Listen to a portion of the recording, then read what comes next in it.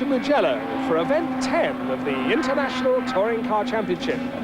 Well, from France, the ITC circus has travelled south to this wonderful Mugello circuit, and of course it's Alfa Romeo's home event, so their supporters have turned out in force. In the last event in France, Alfa were 1-2 in both races, to the joy of their crew. But championship leader Manuel Reuter had a disastrous weekend and failed to score. So Alessandro Nannini is creeping closer to the title on points. And British Opel driver Oliver Gavin was taken out by this kamikaze move by Hans Stuck. Here in Italy, the Alfa Romeo fans haven't been disappointed. Nicola Larini is on pole position for race 1, half a second quicker in his Alfa than last year's champion Bernd Schneider in the Mercedes. Schneider's teammate, the Scot Dario Franchitti, won here last year. He's only 13th on the grid today, but this is a track he knows well and one he likes. Yeah, it is a good circuit because it's a very long straight followed by a tight corner. There's a couple of spots you can get by, and towards the end of the race it's very hard on tyres here, so there'll be some guys sliding about and hopefully they can take advantage of that as well. Oliver Gavin is still smiling, even though he's only 17th on the grid. And he's had to lend his usual car to Manuel Reuter, whose car was burnt out in France. Certainly I'll be pushing for a good result towards the end. So, yeah. That was your teammate Manuel Reuter? Yes. Okay. I think you had to really be a good teammate in qualifying and work with him. Yeah, that was a little bit unfortunate. I was asked to help my teammate out in qualifying and tow him round, which is a little bit unfortunate for me because it wasted my qualifying session.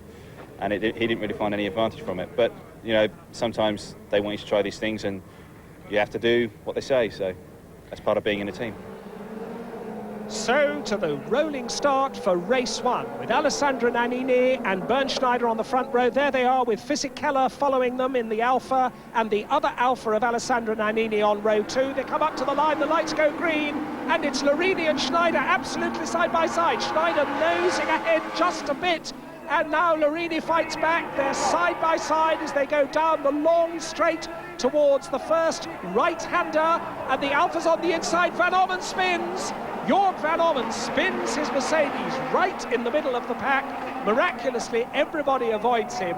And he's going to get it back onto the track. I think he does so. But at the front, it is Nicola Larini who has the lead. Bernd Schneider in second place. That's Gabriele Tarquini getting on the grass as they go funneling through. And Oliver Gavin has made a miraculous start. He was 17th on the grid. He's 8th now in the blue and white Opel. Larini, Schneider, Fisichella, Alson, the top 4. Then it's Dario Franchitti 5th in the Mercedes. From Modena, Nannini, and Alessandro Nannini has Oliver Gavin in his mirrors. But there you see the first lap with Jorg Van Ommen spinning off to the outside. Everybody else goes through, and Van Ommen manages to get the car pointing in the right direction. And somebody's bonnet, that's a Mercedes bonnet, being rushed away by a marshal. Somebody's lost their bonnet, but now Nicola Larini pulling out a little bit. The battle's going on all the way down. Look at Franchitti attacking Alson. Alson in the yellow Opel. Franchitti in the second of the silver Mercedes. And Stefano Modena in the red Alfa behind them.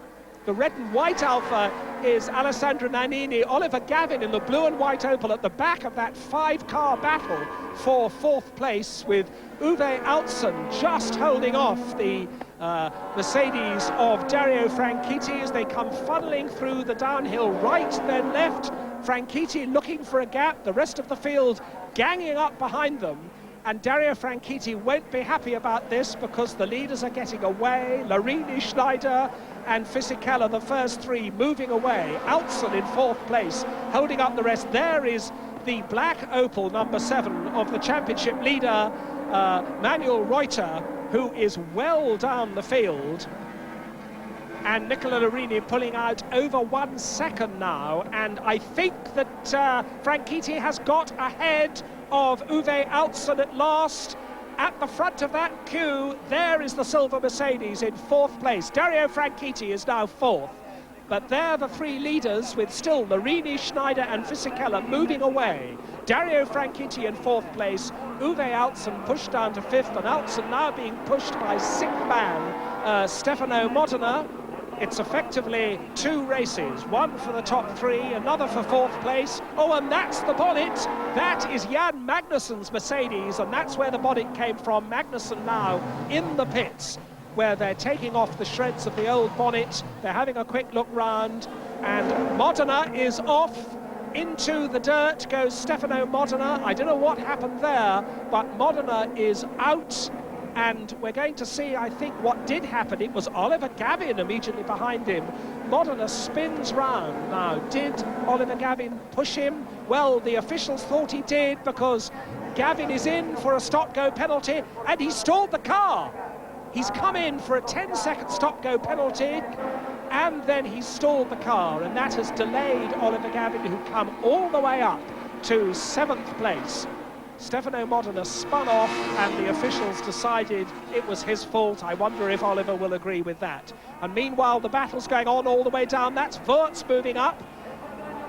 Wurz passes Nannini and sets off after the yellow Opel of Uwe Altzen. And Alessandro Nannini, who is nominally the leader of the Alfa Romeo team, just doesn't seem to have had the speed. That's Manuel Reuter off now. Championship leader Manuel Reuter onto the dirt, as we watch the battle for the lead once more, and Bernd Schneider, piling on the coals, gets a little bit closer. We're travelling now in Fisichella's car, because that's Franchitti. Oh, getting so close to the back of Fisichella's Alfa Romeo. There they go. There's a battle for the lead. There's a battle for 3rd place, with number 2 Mercedes sitting on the tail of the red Alfa. That's Fisichella, and look at the lap times. Franchitti consistently just a little bit quicker than Fisichella. Here's the battle for 5th. Altzen, Wurz and Hans Stuck in the number 44 Opel at the tail of that 3 Opel train. There's Stuck, and Altzen goes wide, Wurz goes through. A little mistake by Altzen there, and now Wurz is ahead of him. Stuck is lining up. I think Stuck's going to get a run on him as well, because Altzen is off his stroke just a little bit. They come over the brow, and Stuck is going to try and run down the inside. He does, and so that one mistake for Uwe Altzen in the yellow Opel has lost him 2 places. Wurz up to 5th, Stuck up to 6th. Now the battle for the lead once more. And look how close that Mercedes is, almost in the boot of the Alfa Romeo, in the slipstream, as they come over the start-finish line through the slight left-hand curve that takes them down to that tight uphill right-hander. 1600ths of a second between them. A wide entry for Schneider. Can he get a tighter exit? No, he doesn't. He goes wide all the way around the corner, and Nannini hangs on to the lead through the left-hander that follows, and then the right. It's a superb circuit, this Mugello track. Very demanding, smooth, wide and fast, and a lot of interesting corners, a lot of overtaking opportunities. Bernd Schneider, last year's champion, looking for one of them now. As the leader of this year's championship, Manuel Reuter comes into the pits, and JJ Leto going down the inside of Christian Danner. The 2 of them collide. That was quite a moment between those 2, but we've still got these 2 battles at the front. For 1st place between Larini and Schneider.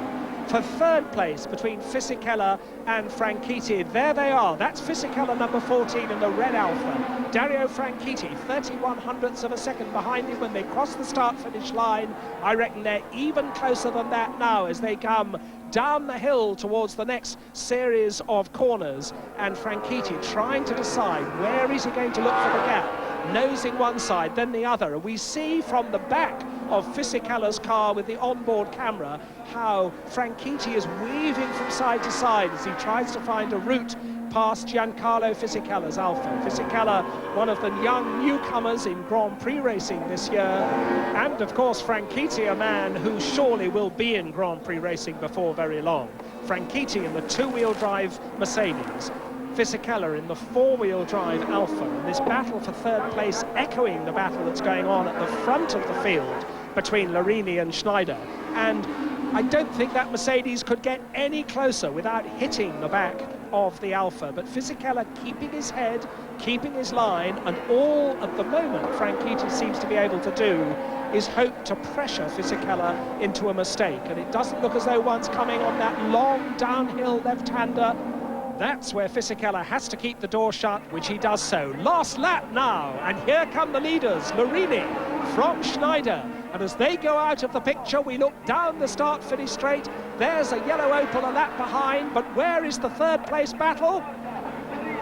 There it comes, and it's still Fisichella from Franchitti on their final lap. They come into that tight right-hander, takes them uphill to the S-bend at the top of the hill as the leaders go through it, and Bernd Schneider is as close as he could possibly be without clambering over the top of Nicola Larini's car.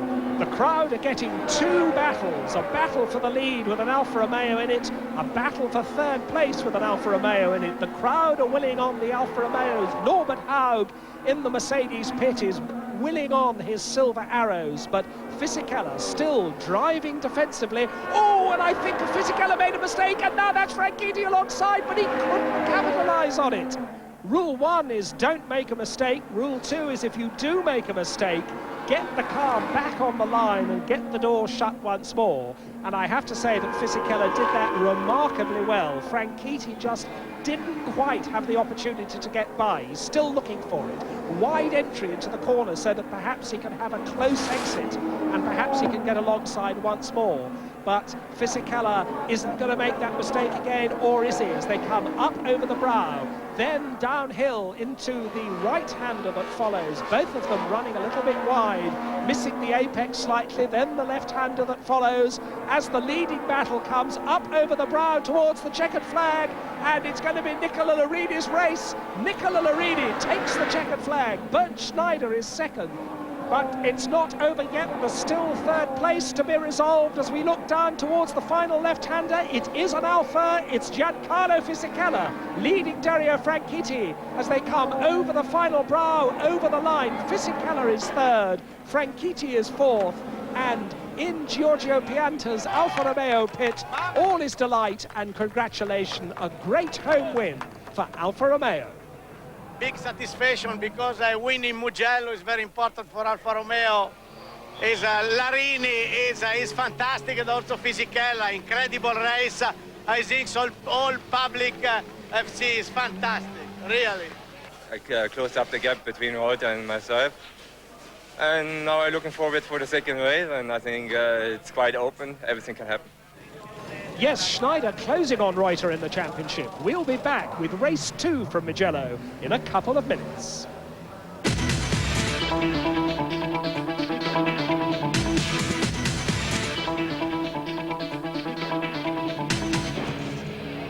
Alex Wurz and Stefano Modena both starting from the pit lane for race 2 here at Mugello.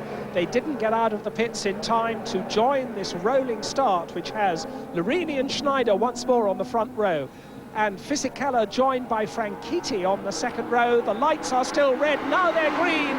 The field move away, and Larini and Schneider once more are side by side, with Franchitti joining in the fun in third place. Schneider on the inside, somebody's spinning in the middle. It's Jason Watt, whose car has spun round right in the middle of the pack. He's lost his bonnet, but incredibly, Jason Watt, the young Dane, is continuing, and somehow nobody has gone off the road. Jason Watt doing 360 degrees in the middle of the pack, but at the front it's Nicola Larini, Bernd Schneider, Dario Franchitti in third place. Fourth is Giancarlo Fisichella. Then in fifth place, the black Mercedes of Kurt Tim, ahead of Hans Stuck, who's made a good start. Once more, Oliver Gavin has moved up well. He's in 12th place at the moment. But Nicola Larini leading this second race, just as he led the first race from Bernd Schneider. But Schneider on the inside as they come round that long corner. Schneider is there. No, he's not. Larini fights back. He's still on the inside. They touch, and Larini's off. Nicola Larini off the track. Bernd Schneider carries on. Larini gets back onto the track, and I think Fisichella's trying to go through as well. But Fisichella has to drop back. We've now got Mercedes 1 and 2 as we ride with Fisichella. The two silver arrows are leading. Bernd Schneider 1, Dario Franchitti 2. It's Fisichella 3rd, it's Kurt Tim 4th, it's Hans Stuck 5th. In 6th place, I think that's Uwe Altzen, as we watch once more the start and you can see that Alpha going out of control on the outside and going back into the middle of the pack.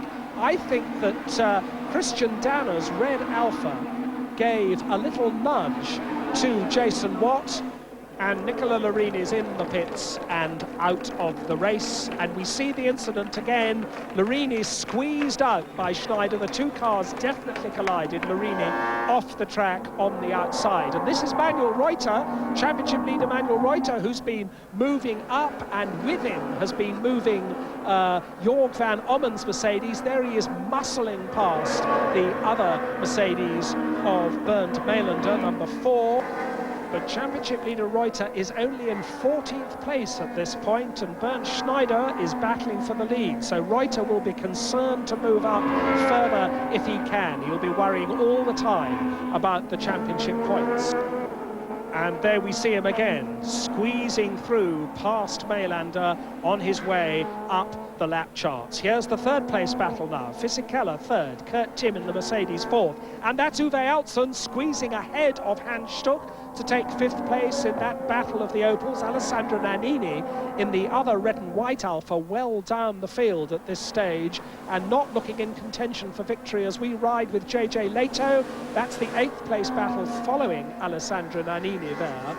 But watch this yellow Opel, number 16. That's Uwe Altsson. He's now the best placed Opel driver in the race. He's got 3 Mercedes and 2 Alphas ahead of him, but he's really piling on the pressure, and indeed he's closing in on the Mercedes in front of him, which is the car of Kurt Timm.